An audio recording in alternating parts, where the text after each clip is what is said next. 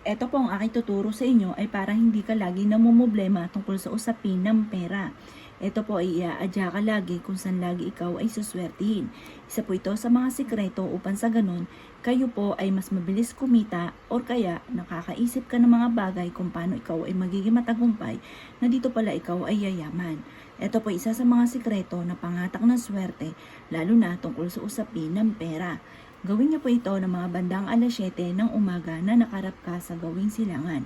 At pagkatapos ay isulat niyo po ito. Ito po ay bilog na paikot-ikot. Nagsimula mga bossing ko sa maliit hanggang palaki na po siya ng palaki. Yan. Ganyan po ang gagawin po ninyo. Mangyari lamang ang aking ballpen ay nawawala ng tinta.